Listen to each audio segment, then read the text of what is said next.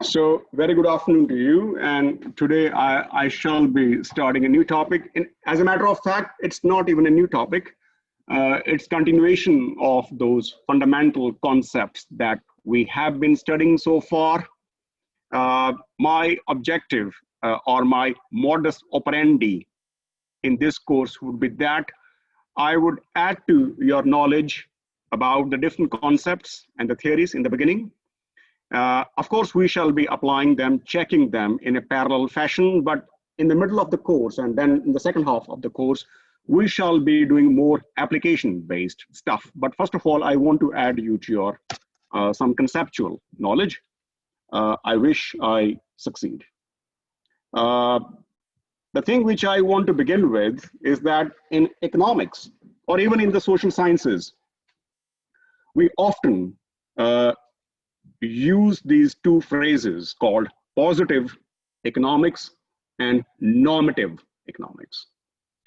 The positive economics is when you are explaining a phenomenon, when you're saying something. And the normative angle or the tangent comes in the picture when we are giving some kind of we're underlining some do's and don'ts. Like we are giving somebody an advice, suggestion. When you say that the level of the floor is uneven, you are just mentioning a fact. And when you say that, hey, walk carefully lest you should fall, you are giving a suggestion to your friend that, hey, be careful, you can fall. Now, these statements are very much interconnected, but if you look at the tone and the tenor and the message, the nature of these two sentences, there is a marked difference. In the first sentence, when you say that, hey, the floor is uneven, you are not telling anything, you're not giving any suggestion to do or not to do certain things, but you say that, hey, you know what, the floor is uneven. Maybe you are adding to my knowledge. I was not aware of that the floor is uneven. But next sentence you say, walk carefully, otherwise you may trip. So you're telling me that you should walk carefully, be extra cautious, careful. Yeah, don't be sleepy. If you are not careful, you may fall. So when you say this thing, then the same sentence become normative. So like norm, look at the word normative. Norm. What is a norm? Certain things, do this, don't do that, you know. So basically, if I have to distinguish between the first part, the positive part, I explain a phenomena as it is. And then I say, do this, don't do that, you should not do this thing, you ought to do that thing. When I come into this level, then it becomes normative. And in economics and in or many other social sciences, including business studies, especially in finance, we use a lot of combinations of the positive and normative phenomenon. Okay, for example, the statement is given by somebody. At the end of June 2014, the public sector net debt, excluding this, that, was so many billions, equivalent to 77.3% of the gross domestic product. During the previous financial year, this item was 74%. Now, see, if you look at the first statement, it seems that you are reading Bloomberg or Financial Times, and you read a snippet, a piece of news that the public sector debt, public sector meaning the government debt, was some 77.3% of the total national income, gross domestic product we discussed last week. It's national income, is a measure of national income. During the previous year, this figure was 74%. Now, you just say that this is this data, this year's data is this, and that year's data is that. Yeah. Now, when you analyze this piece of news, You can draw both positive and normative conclusion. Can you? Can you do it now? Please don't say no. You can do it. Anyone who see a positive phenomenon in this statement? And remember, the positive phenomenon is you say what it is.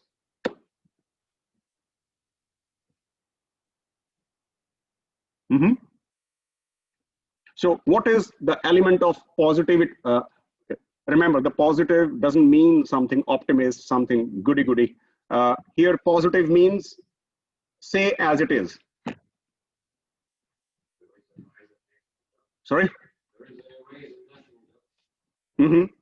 So you say that last year it was 74% of debt, making equivalent to the country's GDP, and this year it's 77%.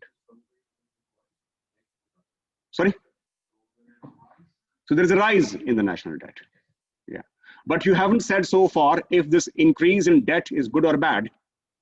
When you start thinking from moralistic lenses, when you become judgmental, when you make a judgment, is it good, is it bad? Then it becomes what? Normative. Now, I give a normative statement. Countries, when I read this data that countries' GDP debt was 74% of GDP last year, this year it's 77%. And then I say that, you know what? Rising debt is unhealthy for the nation. After all, you have to pay it back, don't you? And eventually, if your sources do not rise, you might have to go for even more drastic measures. And to pay the old debt, you have to borrow the new debt. So we use a phrase called debt trap. Debt trap. So you're trapped in a debt. You get my point? Here, I am talking against the debt. Do I? That if you have more debt, then what will happen? You will be caught. It's like a cobweb. You enter and then you never come back. And there is a saying that once the company or the country start borrowing more frequently, not as an exception, but as a rule. When you start doing it more frequently, then you become so used to of borrowing that you can never come out of this maze ever. And then the country's GDP debt makes more. There are countries in the world, would you believe it? Their debt to GDP ratio is about 150%. It means that if you sell the whole country, still 50% of the debt which you owe to the others would remain unpaid. So potentially there are many countries which can become bankrupt. You get my point? If a company's borrowing if company's assets exceed company's liabilities, the company is declared bankrupt. But the countries have a luxury that they are often get the bailouts and they borrow more time. They can buy time. There are more global institutions which come to rescue the country, right? I told you, I guess last time, that if Enron or Lehman Brothers were countries, they would have been saved.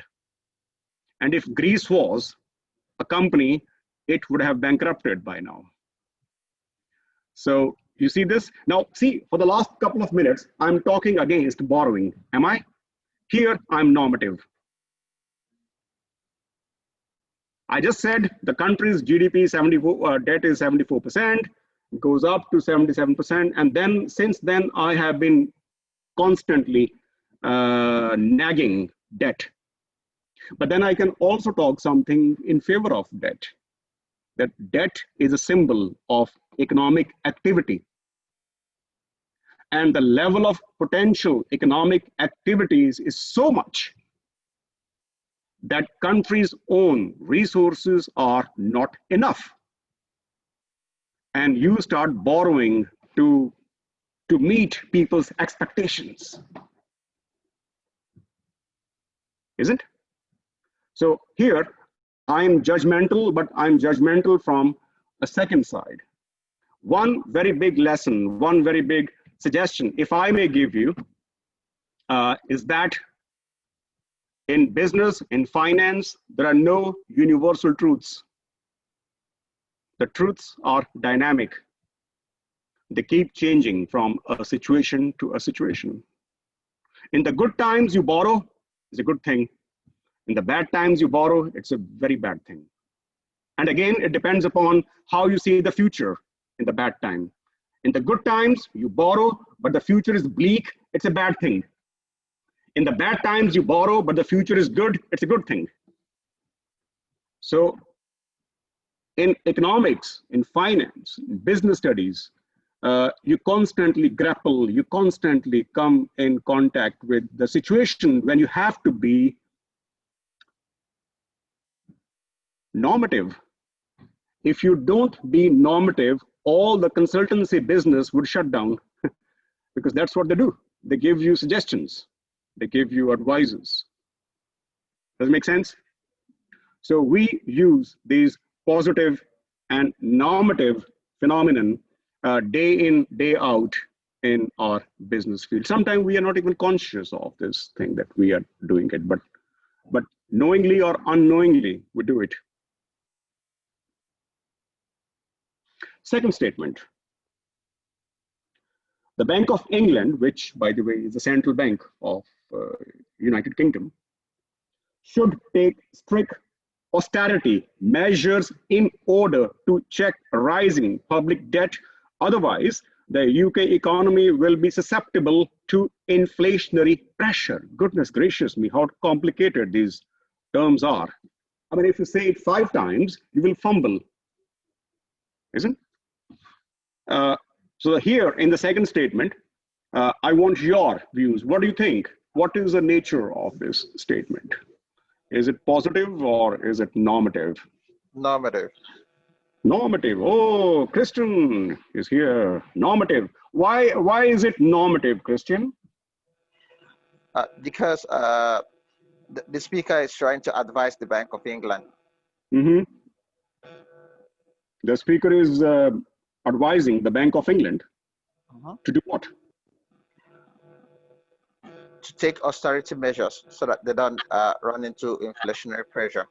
Could you add to our knowledge, what exactly do you mean by austerity? What is austerity?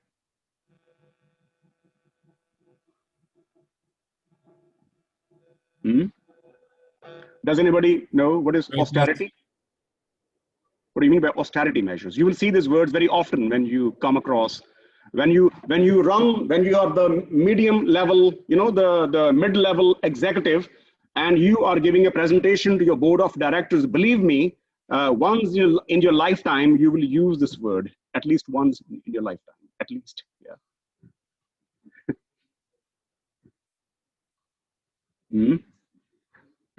Anything about austerity, in other words, is saving, save, be miser, don't be careful about spendings, okay? That is called austerity measure. All good? Everything fine? Oh, austerity measures. Austerity, for example, many companies you will see have already been following austerity measures in the wake of COVID-19, isn't? There's no new investment. People, not even extra bonuses, wages, forget about them. Not even trade union is asking for it because they know that if they press the companies would shut down and they would lose the job. So basically, we are experiencing austerity phase where people don't want to spend money. So it says that the Bank of England should take strict austerity measures. When you start saving money, you don't spend wastefully, then you will not borrow, hence you don't have to re-borrow, and hence there'll be less money in the market and there'll be less inflation. Inflation is like high blood pressure in the human body.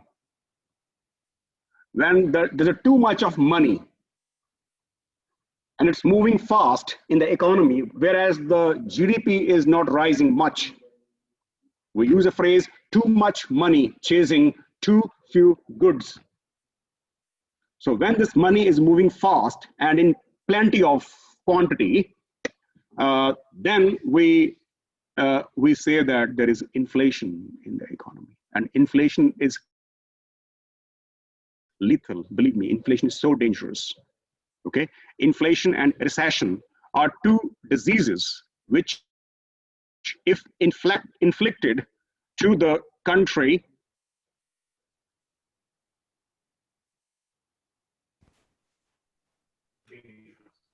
dangerous. So you know now the meaning of positive and inflation, this normative thing. Let's find some more example. Which of the, just see the statements and see, are they positive or normative and why? So you read these statements and give your opinions about it.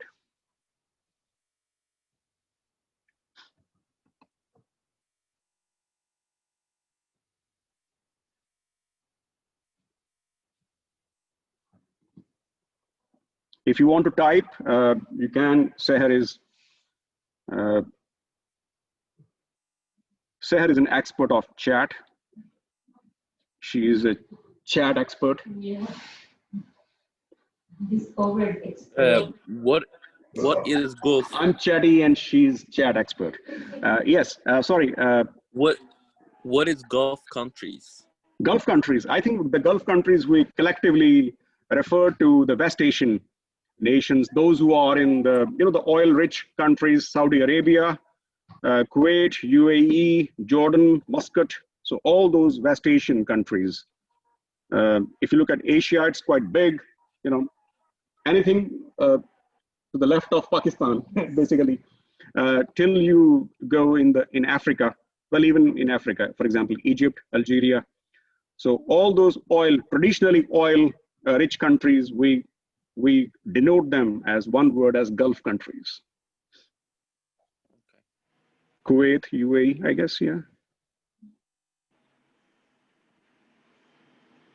The Gulf countries have huge oil reserves. So what is it?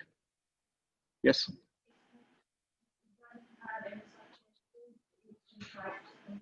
It just tells what it is here. Venezuela, can we call it? Sorry? Venezuela as well, we can call it as Gulf countries, I guess. Gulf country? Yeah, Gulf.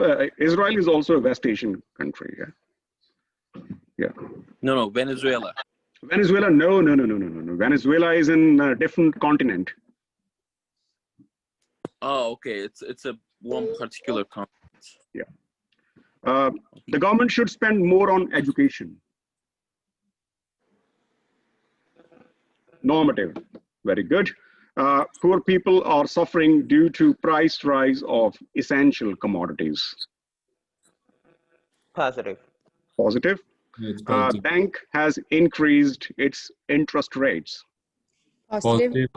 Positive. People should be encouraged to save in post offices and commercial banks. Normative. Normative. Okay. Now I want you to do something. Look at the second.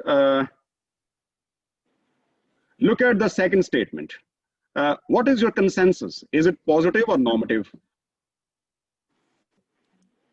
Normative? Yes. What about third? What about third one? It's positive. It's positive. Now, wait here. If you have to add one normative sentence to this point 3, can you give me some example? So I read, the poor people are suffering due to price rise of essential commodities, and you all said that it's a positive statement. But what I want you to do is that add one more sentence which should sound normative. Can I try? Say again. Should be cut. The price of essential commodities should be cut so that the poor people can have the both ends meet. They can live right? So this is how you can bring the, so when you want to say something clearly, you make the combinations of positive and the normative. Like in finance, if I only show you data and some calculations based on it, that would be positive. But if I make that, hey, you know what, the company's return is increasing, but the risk is also increasing so much that I will not go for this investment, or I should not go for such investment, then it becomes normative. Bank has increased its interest rates. Is it positive or normative? Positive. Can you add one more sentence to make it normative?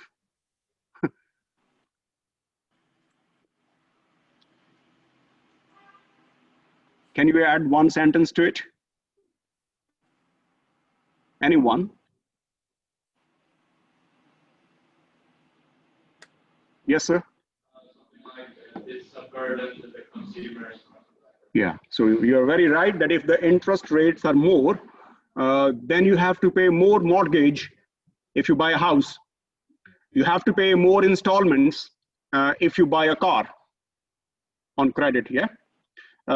If you see what, there are some consumer goods which, I like the word you said, the consumers.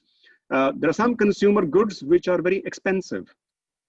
And there is a consumer finance, the banks or the company where you get these products from, even they can ask, hey, don't pay all the money now, you can pay in the installments, but we would charge some interest, right? But if the interest goes up, the consumers would think twice before they buy. And if they don't buy, the shops don't sell, the business can go down. So if the interest rates go up, neither consumers nor sellers would be happy about it. And seller will not be happy from one more reason, because all their businesses are running on credit. They take money from the bank, right? So they have to pay more interest. So therefore, the businesses, if you ever read a piece of news in Yle or in any other business news or channel that Suomi Pankki, the Bank of Finland, is planning to increase the rate of interest, take it very, very cautiously. It means there is something wrong. It means they are giving a signal that the health of the economy is not good. That's why they are increasing the interest. Okay, so I still want to continue for some more time with this example of positive or normative. Let's see if there is some positive or normative here.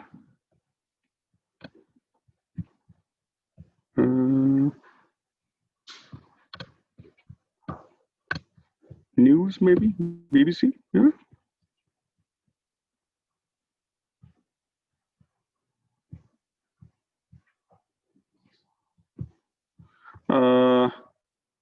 Business, science, oh, business, let's go to the business.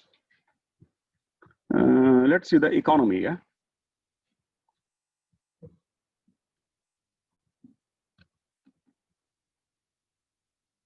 Rising virus rates threaten economy, warns Bank of England. Rising virus rates threaten. Oh, can you see it? No, you can't see it because I'm not sharing it with. Oh, my bad. I should. Sometime I get overexcited when I'm teaching, and then I just forget everything.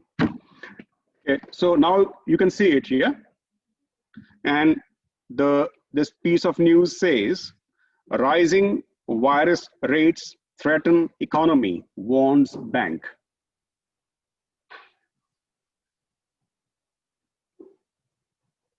What do you think it is? Positive? Fed Fed is, by the way, Bank of like we have Bank of Finland, and UK has Bank of England. The USA's central monetary system is called Fed. Fed means Federal Reserve System, FRS, Federal Reserve System. And as an acronym, as an abbreviation, we call it Fed. Not fed up, but Fed. And it says Fed vows prolonged economic support for US. Normative? Normative. Can you, is it, who's speaking? Is it Daniil or? No, it's me, Mohammed. Mohammed, can you substantiate what do you mean by when you say it's normative? I think that well, they I need to clarify in my head first. Can I explain a little later? Oh, sure. We have a lady. She wants to discuss. Yes, please.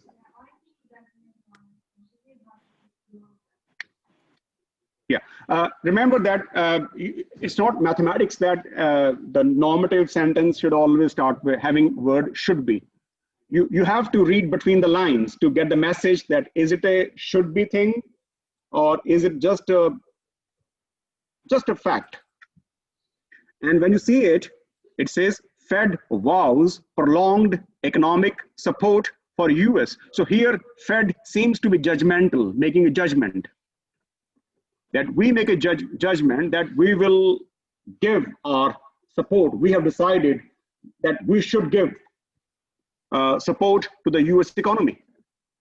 So American bank, the system, the monetary system, which is separate from the state, you know, it's a state organ, but it's not the government. But it says that we will do something to support our economy. So you can get some snippet, or you can see the texture of the sentence sounds more normative.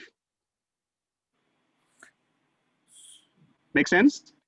Because so Fed, if I rephrase it, okay, if I rephrase the same news, and I can say that the US has decided that it should support the economy.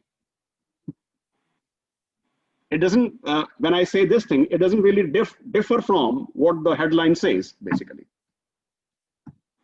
So essentially, we are going towards the normative range. Of course, there is no watertight thing that, hey, this is always normative and this is always, you know, positive, and you will see so many overlaps between them. Life is never black and white. Life is gray, you know. So many shades. philosophic approach. My question. The question was that there is a Daniel. Can you see the screen? What I'm sharing? Yeah, sure. If you see, then there is a on the left side of your screen. You will see that there is this gentleman. He's covering his face, unlike me. And the piece of news, the sentence says that Fed vows prolonged economic support for US. So is it a positive statement or is it a normative statement? That was my point. I think it's positive. Okay. I can say that it is positive because I think that's fact. It's this support will help to develop economy because of the coronavirus situation. Economy of the United States fell down. So in this case, this person could help people to develop their incomes and don't pay for the bank loans for 3 years. I think it's a positive statement. If I say that the Fed has taken a decision that it should help the economy. Would you agree with me based on the fact, based on that piece of news? I think yes, it will help. But then it's positive now or normative? If it's not done yet, I think it's normative. But if it's done yet, I think it's positive. No. I think there's a bit of confusion. It's not that it's something before is positive and something after is normative. It's not like that. If I see that economy is in bad health, if I say that the US economy is slowing down or has slowed down, I'm just putting forward a fact. So this is positive. But if I say that the Ministry of Finance or the Fed or the government of US should start supporting the economy, or it should make a decision, it has made a decision to take care of the economy, then I think we are in the little bit of normative territory. Once again, there can be some gray areas, but I hope you understood my point here. Yeah, I understood you. Yeah. Okay, good. Can I? Sometimes we also see the normative and the comparative, the normative and the positive thing in a comparative situation. I want to give you one more example. If you go to yahoo.com, and not because you should read your emails, but if you go to finance,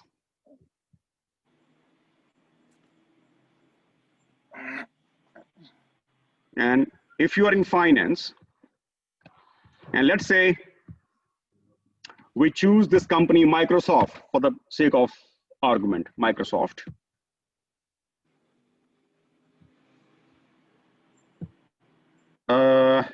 Not this one. Yeah, Microsoft. Let me do it again, sorry. I think I closed the window.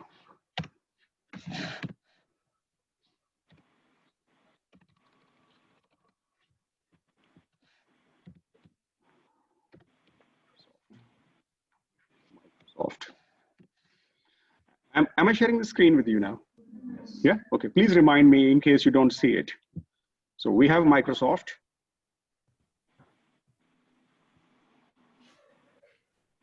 And we see that the share price of Microsoft is changing. You can see, I think you can see from your screen that every time, now when I'm speaking, you will see 5 to 6 times the price would change constantly because the stock price go up and down after every 10 seconds or even lesser than that. Now, when you see that the stock price going up and down, or if I say that 202.87 is the price, the stock price of Microsoft, is it positive or normative? That's positive. It's positive. Okay. And now, if you go to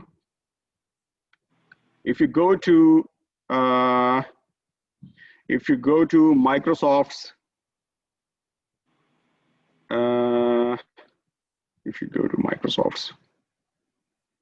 short conversation, if you go and see the analysis, for example, if I click analysis and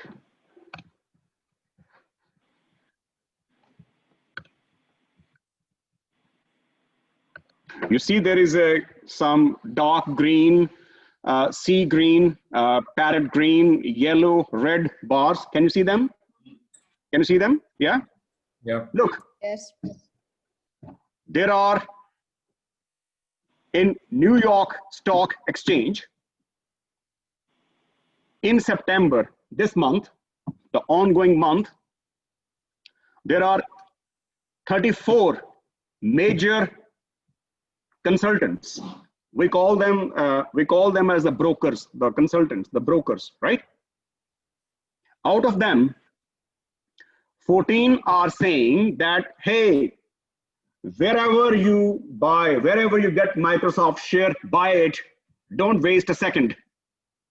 Don't even waste one moment. Wherever you see Microsoft, get it. 13 are saying the same thing, but a little bit more toned down, a little bit not overexcitedly like me, but they are still saying buy it. But then they say not as strongly as the previous box, the bar is saying. And 6 are saying, basically, look, the yellow one, 6 are saying that if you have already Microsoft stock, hold it, don't sell it. And maybe 1 is saying that sell it. Is it normative or positive? That's normative. Sorry? Is it normative or positive? Normative. See what? Normative. We saw the share price of Microsoft. That was positive. And then with the share price, we go to the next window, to the next level, and we find some, remember, these are very big people, these people who, they are not like, don't like a finance lecturer like me. They're really big, okay? Really big companies, you know. Maybe one of them is Merrill Lynch or McKinsey. These caliber people, they are saying, out of maybe 34, 14, 13, 27, and 6, 33. So basically 33 out of 34 are saying the same thing. See what? If you haven't got Microsoft, buy it. And if you have it, don't sell it. So it means have it. So basically all 33 are saying that, you know what? Either you buy Microsoft, or if you have it, don't sell it. It means 33 out of 34 people are forecasting a good future overview.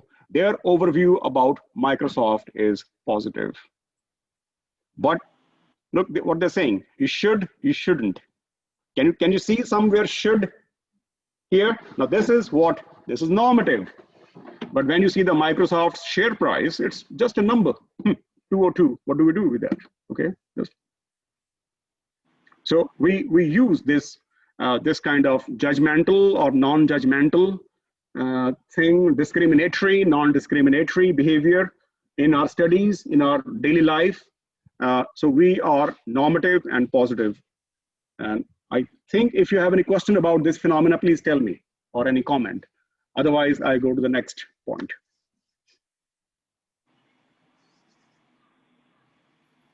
All good? Any more example or anything? Yes, please. One more example. Yes, Anne, you want me to give more example? Yes. Am I normative or positive? Positive.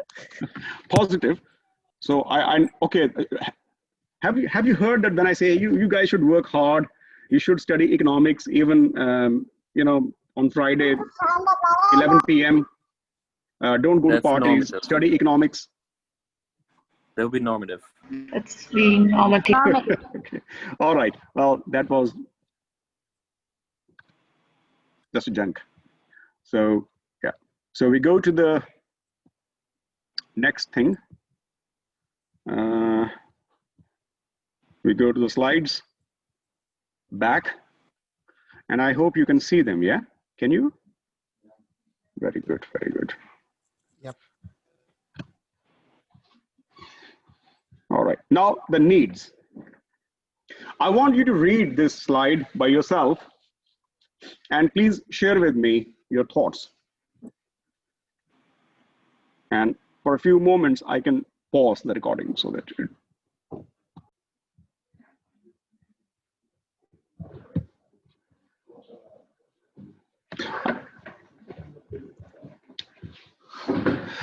I made a mistake. I think I didn't.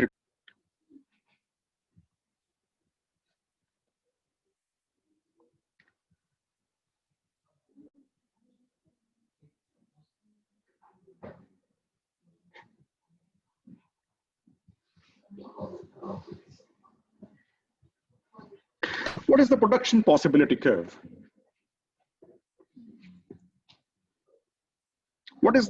Can you find the right answer or the most suitable answer to question 8? Okay, and just send the, don't speak out. Answer in comments, but only, not to everybody, but to Seher only, yeah?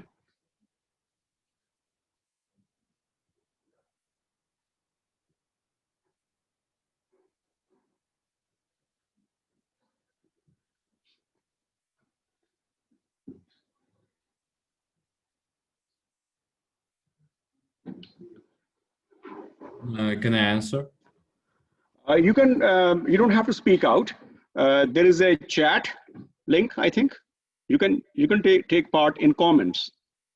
And in the comment, you type your answer and send it to Seher.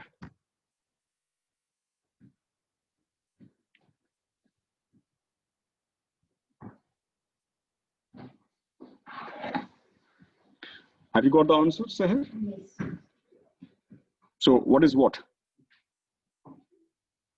Like 99% chance is it's number one. Number one. Just only one A graph that shows how efficient an economy can produce two combination of goods. A group that show, graph that shows how much money, graph that shows opportunity a country has to bear. Okay.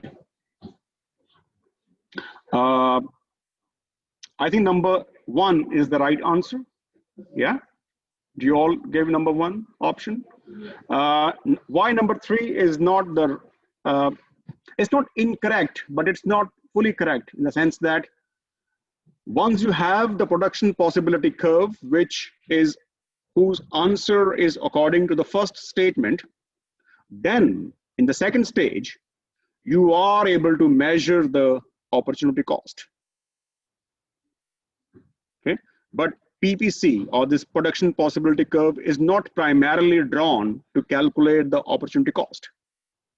Opportunity cost is calculated, derived, but first of all, we need to draw it, which shows that how efficient an economy can produce a combination of two goods with a given amount of resources. So if I have to make a choice between 1 and 3, I would go for 1.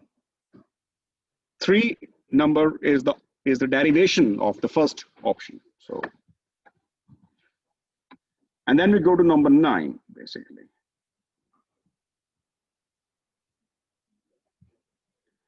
The table below, I should say below, not above, actually, it's not above, it's below. The table below shows the production possibility curve for a country based on the table, which of the following production combinations is a possibility.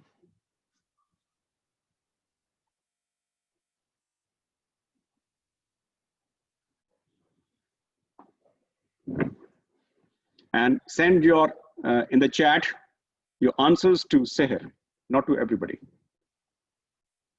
Don't be too generous.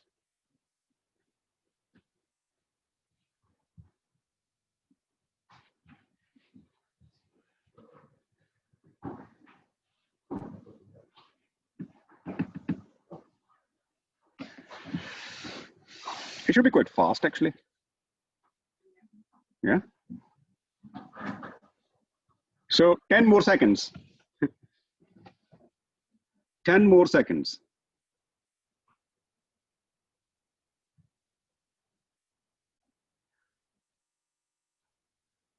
Yes, Seher? Have you got? Yes, like 3 students think that it's number 4, but the rest of the students say it's 3. Yeah. Remember that you have to choose the shoes and pizza in combinations, right? It should be a combination, yeah? So if you see the first combination, 5 pairs of shoes and 30 pizzas, it's not possible because either you can spend all the resources to make shoes and no pizza. So unfortunately, the first is untrue. 3 pair of shoes, but with 3 pair of shoes, you can only make 15 pizzas. So not 23. 23 is not possible. I wish you could. And then comes 2 pairs of shoes and 21 pizzas. It's there in the list. So you can have either, look at the C combination. You can have 2 pair of shoes and then the 21 units of pizza.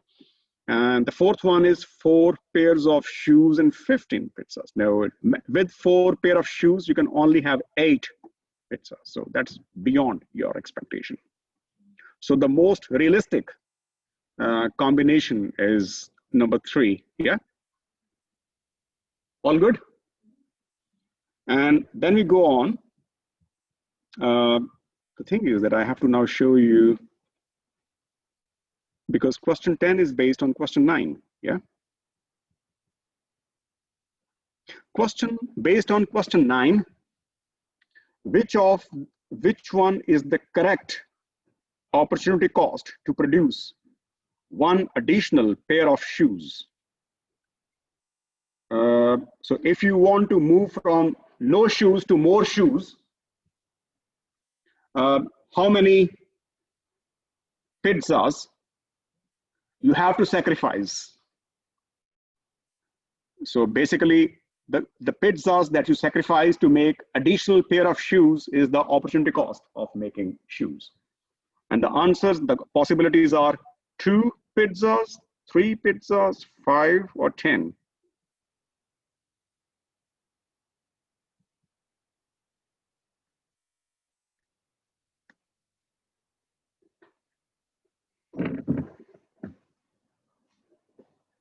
And send your answers as usual to Seher. Yeah.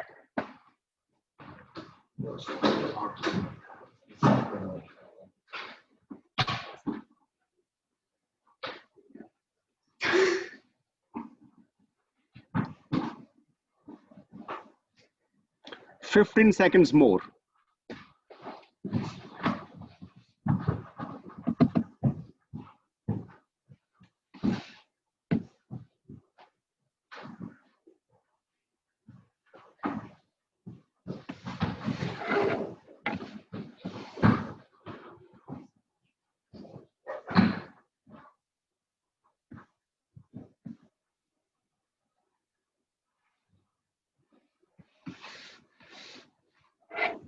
You got many answers, Seher? Yes.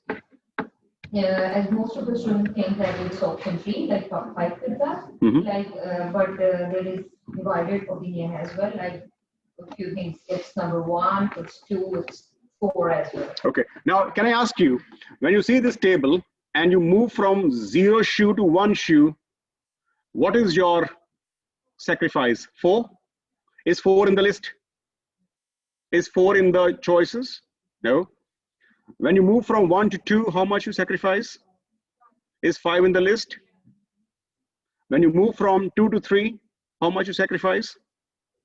6. Is 6 in the list? When you move from 3 to 4, it's 7.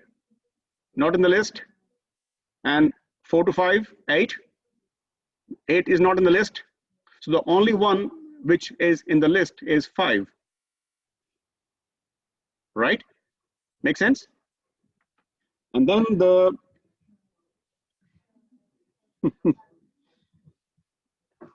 well, I can actually copy again this table so that it should be visible to you. And I can paste here. Now question 10 here, basically.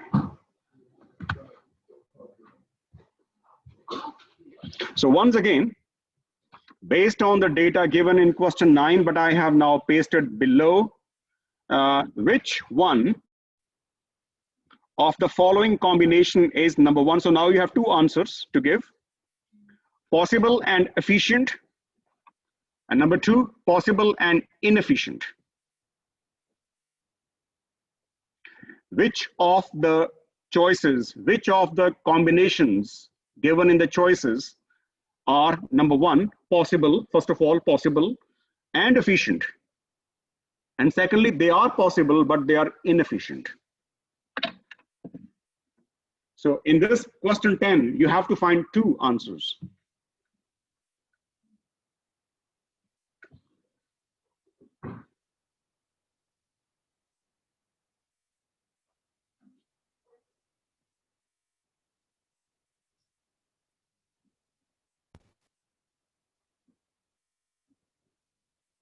And don't speak out.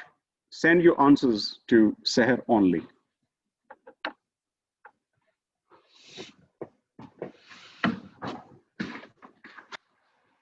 I can give you some extra time for this if you need it.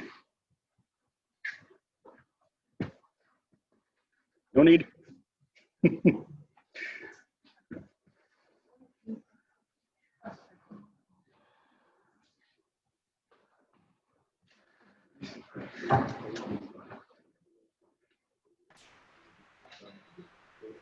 Have you got many responses, Seher? Yes. Almost. Okay. Now, okay. All right. The first question is,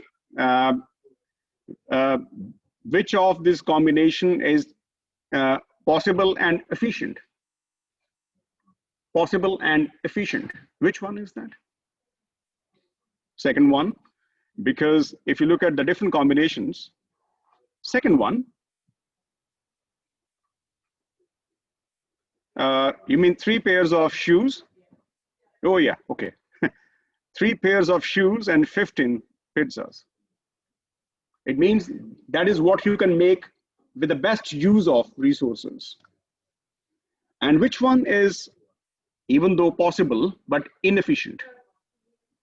Third one. 220. Yeah, 2 pairs of shoes and 20 pizzas. Look, if you look at the combinations given in the table, with 2 pairs of shoes, you are capable of producing 21. Look, if you are capable of 21, you can make less, of course, and to be blamed as inefficient. But you can't go beyond 21, can you? No.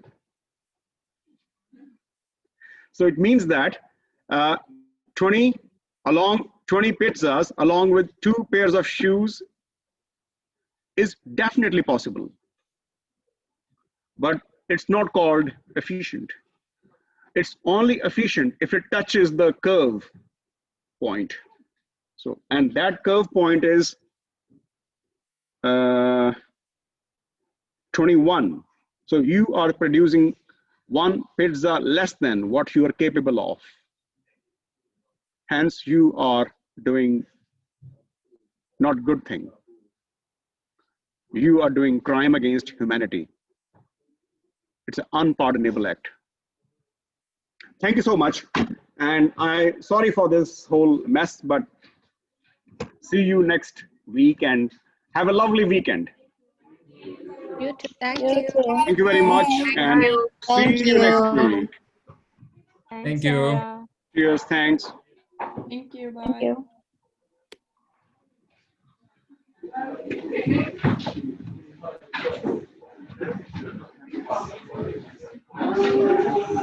So I leave it now. Unfortunately, I missed some recording, but I would be sharing it with you soon.